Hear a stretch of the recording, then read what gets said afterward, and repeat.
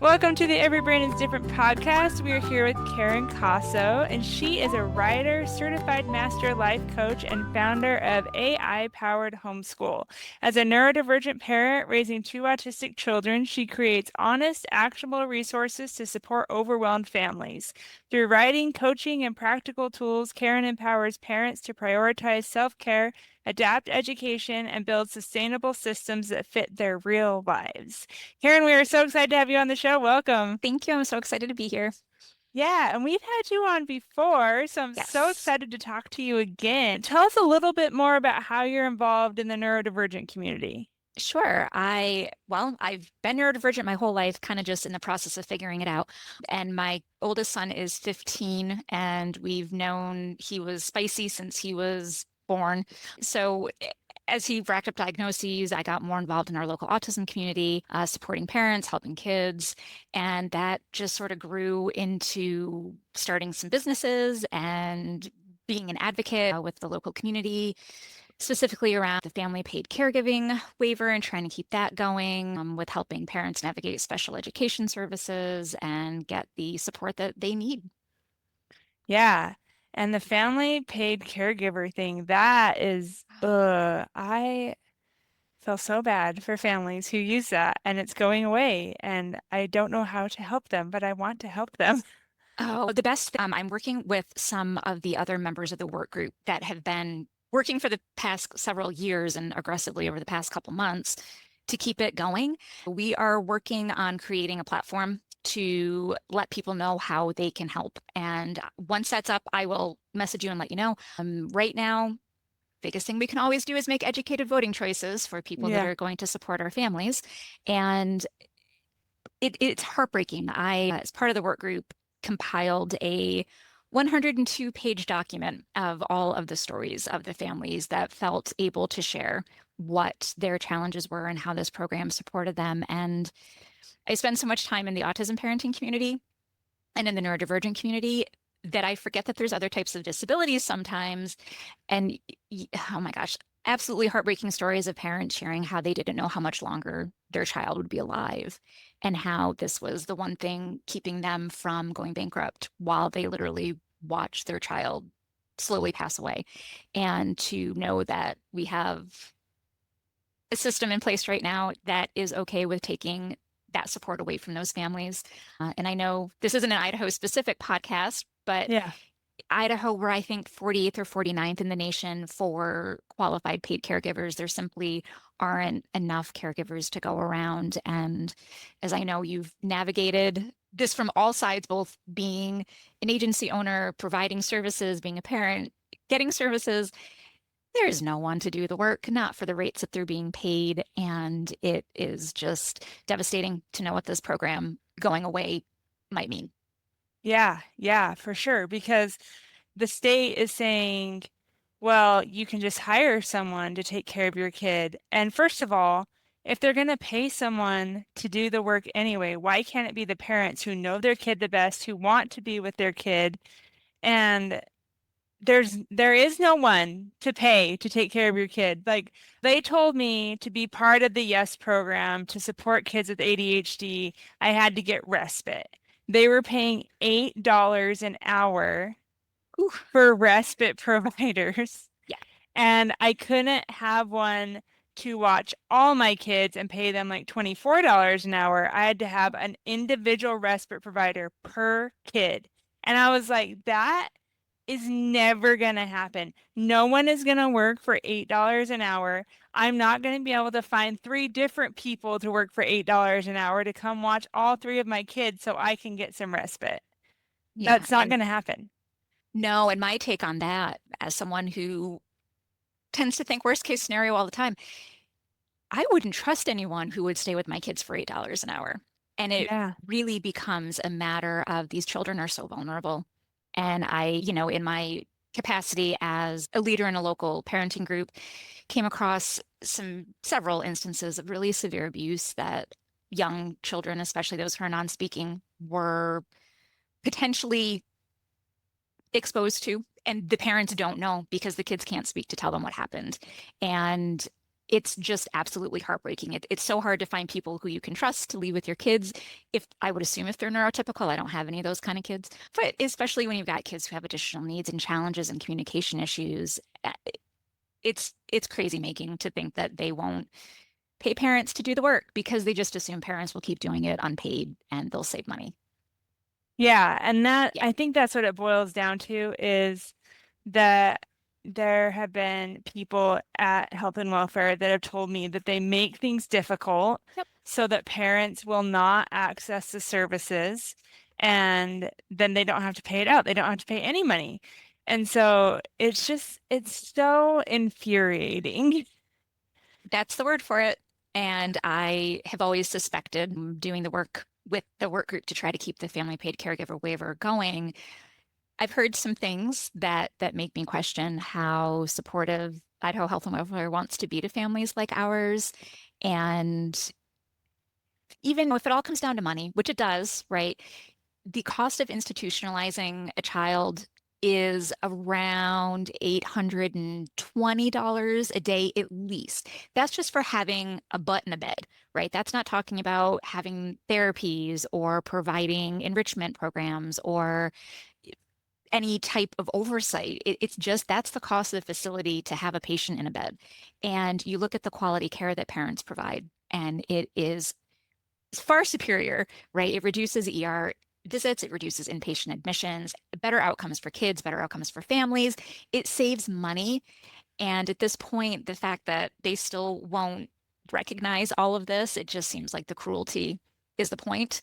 And they're not prepared to go back to spending what they spent to institutionalize people, even under horrible conditions, right? And something needs to change. And I don't know what it is, but I'm trying to kind of keep things the way that they've been. And again, there should be some oversight, there should be some safeguards.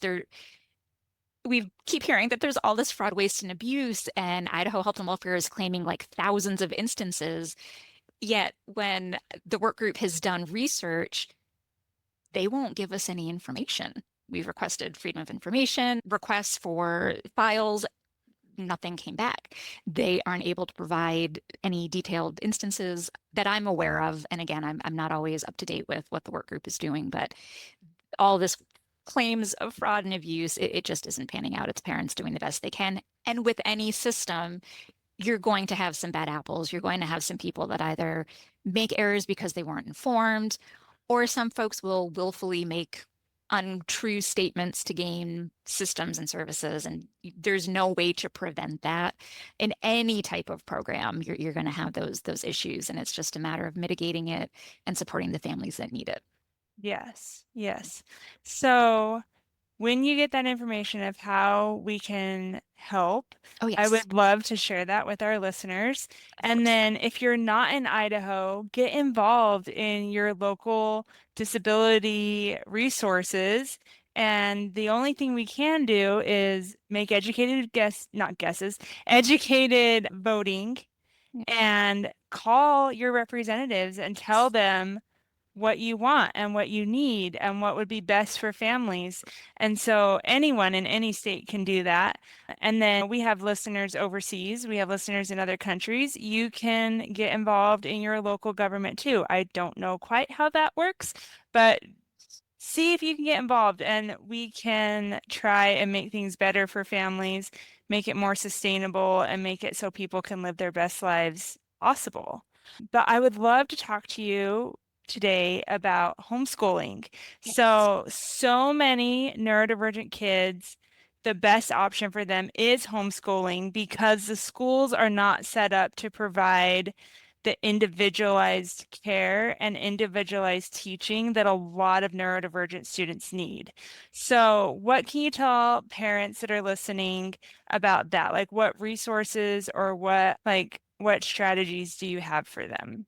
Oh my gosh, so many strategies. So I'll just start by saying my kids have never been inside a brick and mortar school. My oldest is 15 going into 10th grade. And we have at certain periods done, Idaho has a really great program called Idaho Home Learning Academy. And that also came under attack this last legislative session, and they're trying to make big changes there too. Ugh, it was exhausting. But what that is, it's a public school at home option. And They can have a 504 or an IEP plan for special education services. They can get speech and physical therapy and occupational therapy through the district if they qualify. It's all done over Zoom, but it gives you, as the home educating parent, a chance to adapt lessons. You still have to meet the Idaho state standards and the goals. Kids still have to do testing. So that's one option that we've used. You also, in Idaho right now, we have really, really wonderfully flexible homeschooling regulations if you're doing true traditional homeschool. My son's in high school now. He could not meet the requirements of that Idaho Home Learning Academy program. We are traditionally homeschooling him. It's going well. The reason it's going well is because I am endlessly adaptable. And I have learned that the kids are always learning, even if they're playing Minecraft, even if they are in their room with themselves underneath the covers, hiding from you, even if they are screaming at you, no, I'm not going to do that. They're learning. It may not be what you want them to learn, and it may not be easy on you as a parent, but I've always had the perspective that homeschooling saves my energy because I don't have to get them up and out of the house. Rarely do we have to do that for appointments and things, but we're preserving our energy as a neurodivergent family. We're focusing on the learning, and then we're focusing on relationships and friendships separately. So when kids go to public school, or private school, I'd assume, they're having that learning and friendship and social time all mismatched together. And I think it's really overwhelming for a lot of kids. And I think that's where a lot of children, especially in the younger grades, struggle because they're not able to participate well in a social environment, yet they haven't picked up those skills. And they're being asked to learn developmentally inappropriate things at a very early age when they themselves are already, in most cases, developmentally delayed and not able to learn those things at that age. So with homeschooling, it's just giving them space to do one thing at a time, right? So we're going to work on math and then we're going to work on spelling. And your friend Bob down the street doesn't need to see you having a meltdown because mom asked you to do handwriting, right? So it preserves their sense of dignity and autonomy in those social situations so that they're then able to go out and be, at least in my experience, more successful in those social interactions with friends because they don't have the additional pressure of trying to do schooling on top of it. And in the early years, I was a bit of a stickler for them doing math only because it was easy. We found a math program that worked really well for both kids. And we just focused on getting them to the 20 to 30 appointments we would have each week between the three of us. And as a mom who was home with her kids when I was fortunate enough my husband was at work, I was still doing all that stuff, right? So it was a lot at the time and it worked really well at the time. Our schedule has chilled out a bit since. Oh, it's the flexibility for me is what always it all comes back to. Yes, flexibility is so important. And I love what you said. I never thought about that before, that when they're in school, they're having to do social skills, learning social skills, and learning academic skills at the same time. And if you can separate those, they're not going to go into burnout as quickly or at all because they're able to just focus on one thing and they don't have to just combine them both. And they're confused about the social skills. They might be confused about school. And then that just is completely overwhelming for them. Yeah. Not even thinking about the sensory nightmare overwhelm that is a modern classroom, Yeah. right? So you're just setting them into an environment where they're going to fail. And the teachers aren't trained, as far as I know, most teachers aren't trained to handle all children. Like it's just not possible, right? Because you're never going to know the variety of kids you're going to have in your classroom. And there's so few para educators, and they are just asked to do so much more than they should have to. And it isn't sustainable for them as human beings or as employees. And I have two autistic kids. Like I love them more than anyone in the world. But my goodness gracious, they are frustrating individuals at times. And I couldn't imagine being a teacher and having a class of 30 kids and maybe three of them are autistic and you have one para and I can't handle my own two most days. I'm like, I'm their mom and I can't do school at the same time with both of them. We have one kid has mom time, the other kid has mom time. Otherwise, nothing gets done. So I couldn't imagine being a teacher trying to teach to a test that they've got to take in this overwhelming environment. It's a system that's setting everyone up to fail. And I think Yeah. it's just really obvious that it's not working for our kids. Yeah, yeah. And I love how flexible homeschooling has become with support from the school district. Yep. So I know someone who is homeschooled and he still goes to school for PE and for band and for I think computer time. I don't know. He can go for those elective classes and then come home and do the schooling that he needs to do at home. And then they have a field trip that they do once a month so he can go to the field trip and they're in a learning pod together. So they still have like classmates, Yeah. but it's not, he doesn't have to go to school every day and be in an environment that's overwhelming for him, but it's still supported through the school. And I know that my company works with a student who he has a behavior interventionist with him in the home because it's on his IEP that he can have a behavior interventionist with him. And he goes to school for certain things and he has the BI go with him and then they're at home part of the time. And it is just so awesome how it doesn't have to be all or nothing. It doesn't. Our local school district, we had a less than pleasant experience trying to get my oldest enrolled in some career technical education classes. That was not going to work with them. But places where you do have buy-in with your local district, where they respect you as the parent to make these choices. I know, knowing what pairs cost, knowing what my kids' needs are, I've saved our local school district close to $500,000 by choosing to keep my kids at home and take this Yeah. burden upon myself. And to finally look 10 years later and say, hey, can you guys help us with this? And to not get any support was really frustrating. But for parents who want to make that work and for kids who are willing to put their effort in to make that work, it's wonderful. I think homeschooling gets a little bit of a bad rap from people who have an outdated notion of what it was. It is definitely really tied up with some religious themes. And I think a lot of people assume when you say you homeschool that you are religious. I am the leader of the largest secular homeschool group in Idaho. And what I've seen is over the years, almost the entire membership is neurodivergent in some way, whether it's autism or it's ADHD or you've got anxiety. Almost everyone that's homeschooling from a secular perspective are doing it because the school system isn't designed to meet our kids or our families' needs. So there's so many ways you can do it. And it here in Idaho, at least, it is so flexible. There are other states that have a lot of regulations and rules, and I don't know a lot about them because we are committed to staying here in Idaho until my youngest graduates, at least, in part because of the homeschool freedom and flexibility. And it it really can be what you make it. And I think that's what's so wonderful is that you can just customize it to be what you need it to be for you as the parent, but also what your kids need it to be for their learning environment and adventure. Yeah, that's awesome. So I've always wondered this, and I have a question about what your kids are learning and the standards that the state presents or Yep. that they have. So I know in Oregon, I heard of two students that were homeschooling. They took the standardized tests. They were nowhere near where they needed to be.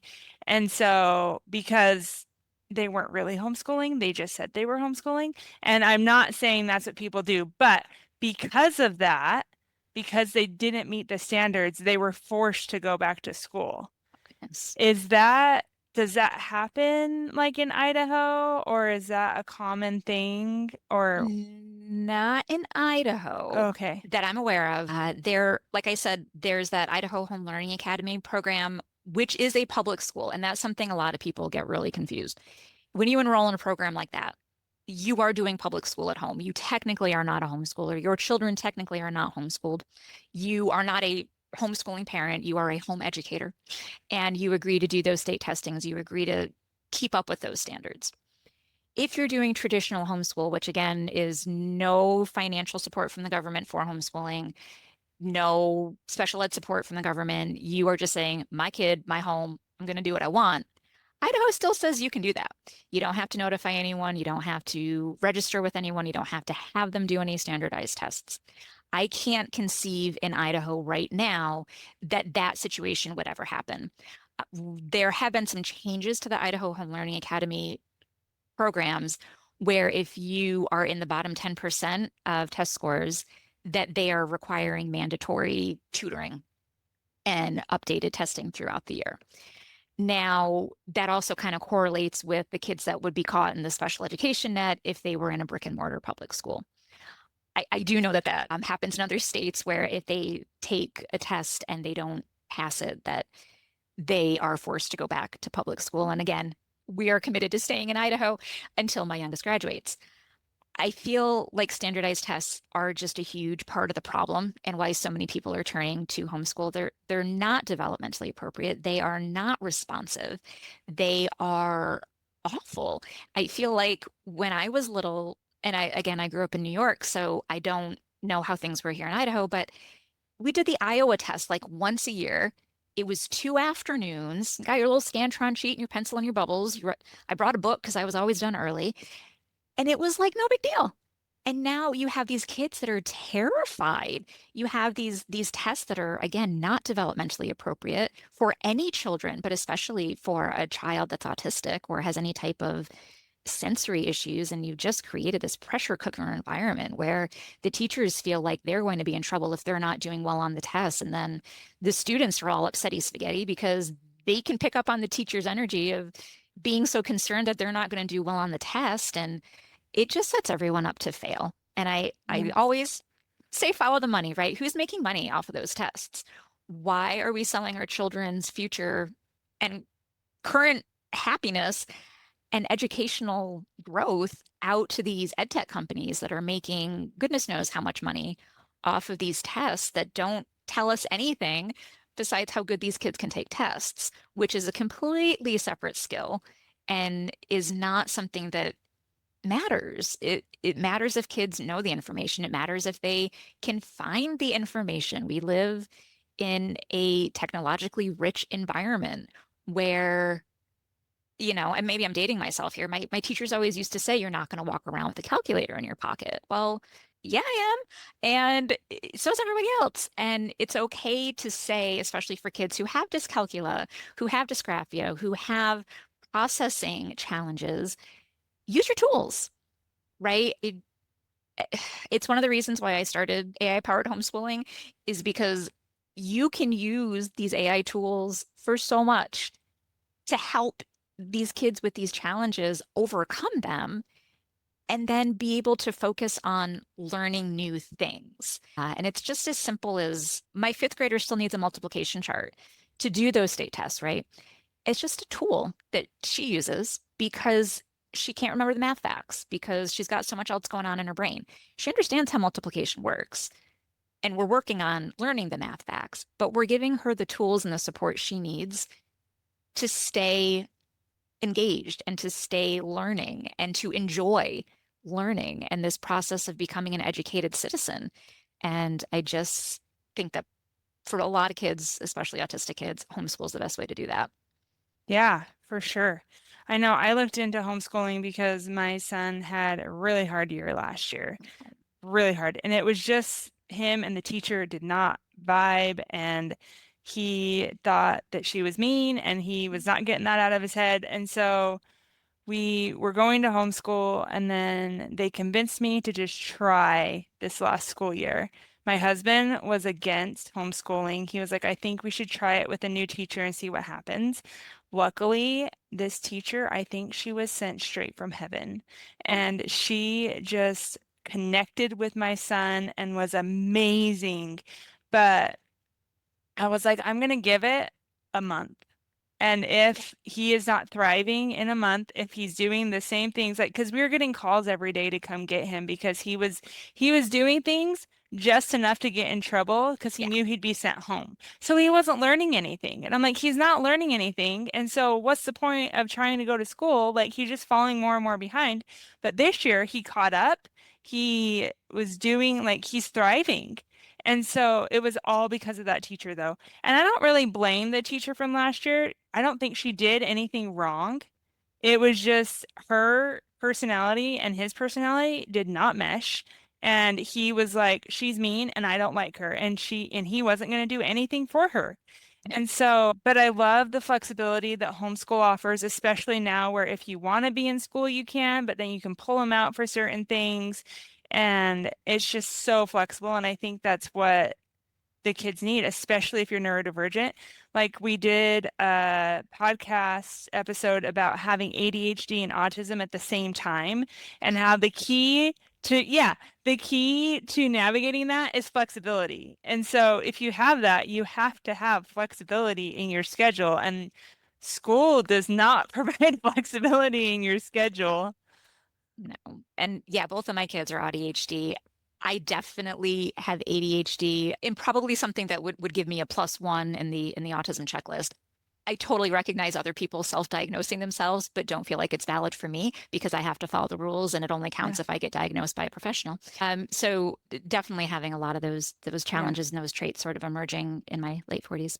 Yeah, yeah, and you have very little control over who they get for a teacher, and it does have such an impact. And if your son sounds like he kind of gets the sticky thoughts and then can't move beyond them and can't change his mind, which again, autism. And, Yeah. and that teacher, maybe she did things that weren't okay. Maybe she didn't. Maybe it was just the general vibe of like, oh, this kid's a real challenge for me. And they pick up on that. Oh, my kids look Mm-hmm. at me like, what's wrong with you today? It's like, well, one of you got up at 6:30, the other one went to bed at 2:30, and I got 3 hours sleep. So take your pick of, why mom's tired. And yeah, the Yeah. flexibility is really the only thing that keeps me going. Because I have people say, well, how can you manage homeschooling with running a business and doing all the other things that you do? And it's because flexibility, right? So I have them, they have needs at different times of the day. So I'm no longer needing to meet one kid's needs while the other kid has to wait because that doesn't go well.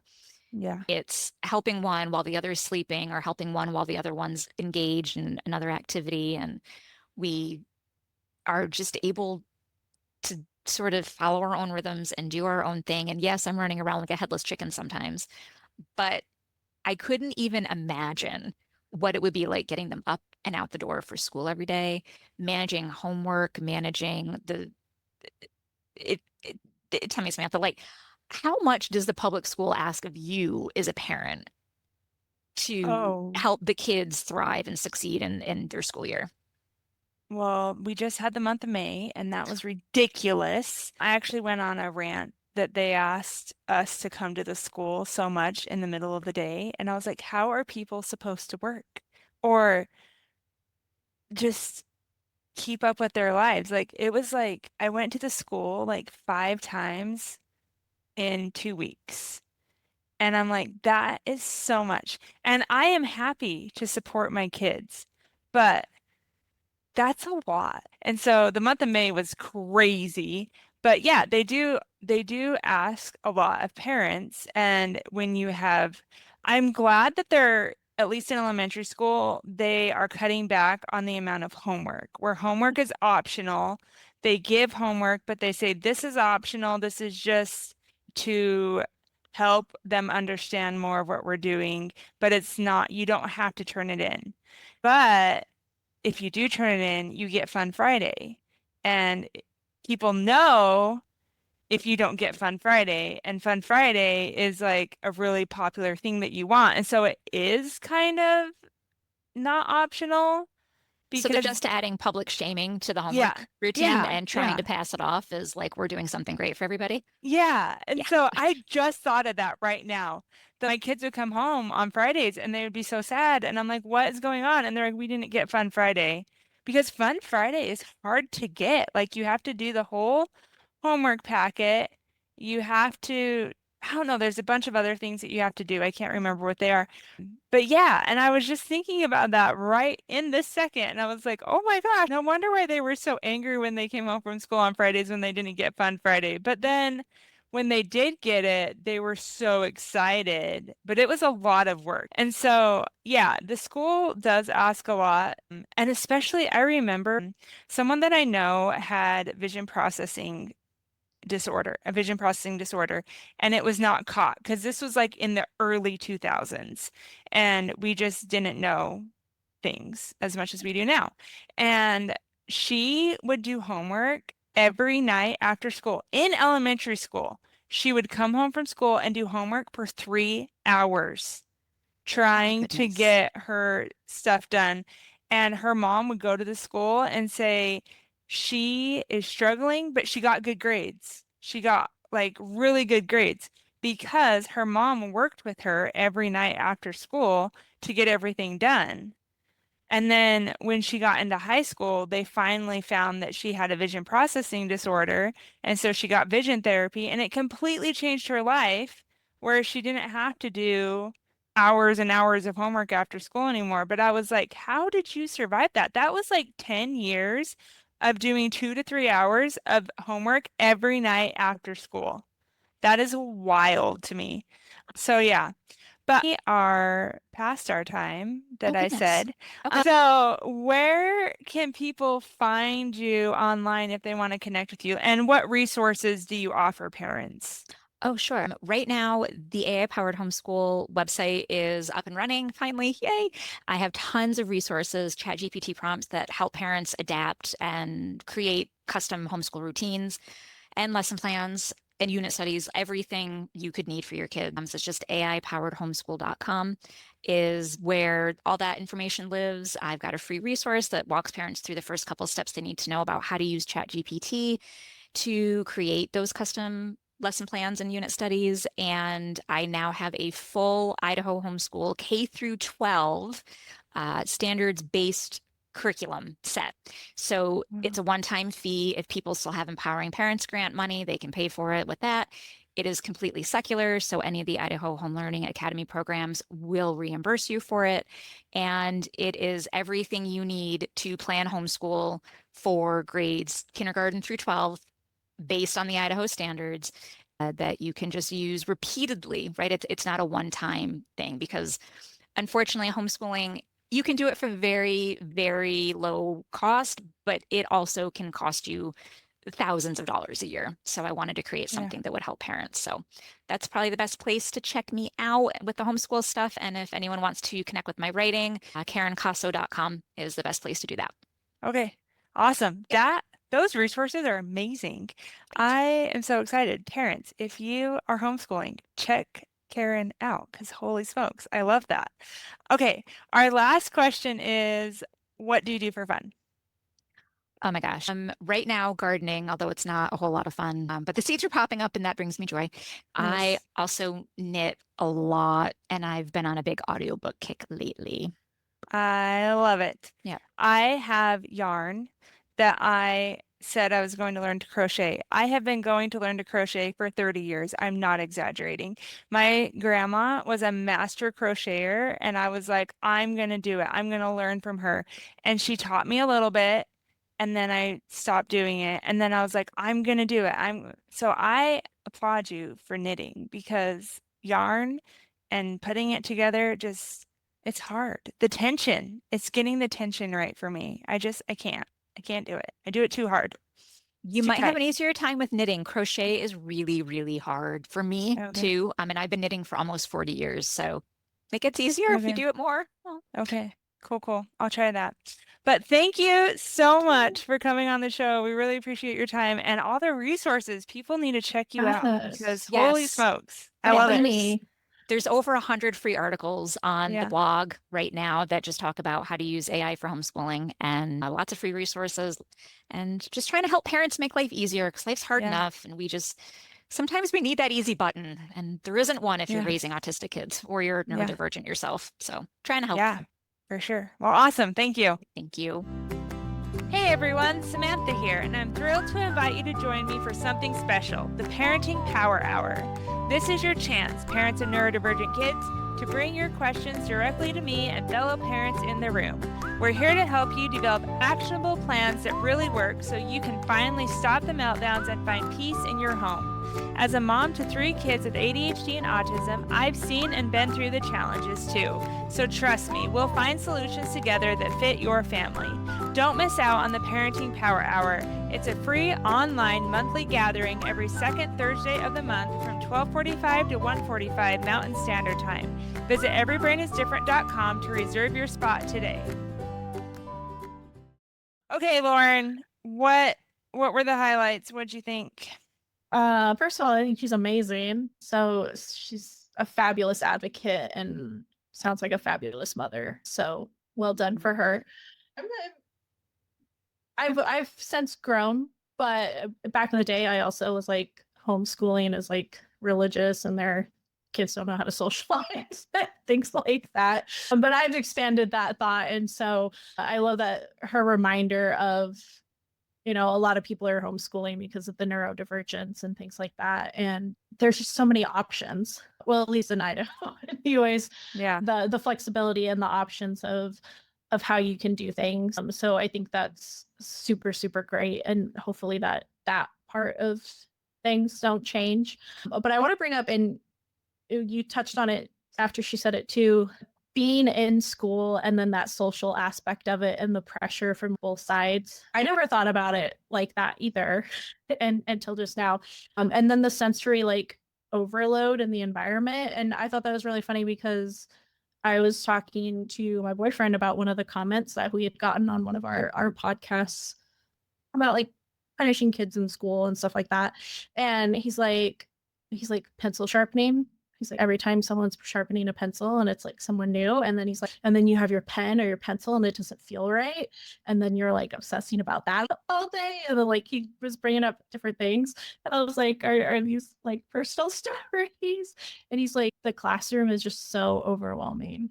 So overwhelming. Yeah. And so just adding that on top of everything else. So if your kid is struggling, I would definitely look into homeschooling because it sounds like there's lots of options and flexibility there. So I love it. Yeah. I remember when I was in school, I did not know how people could just sit and read a book. Like I thought I would have a book out, but then I would see the person getting up and moving, or a person talking or sharpening their pencil, and I was constantly like just distracted from my book. I didn't know how people could focus in the classroom. It blew my mind. Like I did not believe that people were actually doing their work or reading. I could do my work if I was actively doing something. I would do that, but reading a book, they're like, read silently. And unless everyone in the room was reading silently, forget it. I was just like looking around, and the teacher's like, what are you doing? And I'm like, I'm distracted. What is happening right now? And it's even, no matter how small it is, can have big impact. Yeah, for sure. So everyone go check her out. If you would like to talk more about homeschooling or just advocating in the school, we do all of that in the neurodivergent parenting community. So go to everybrainisdifferent.com to check that out. And yeah, we hope you all have a great week.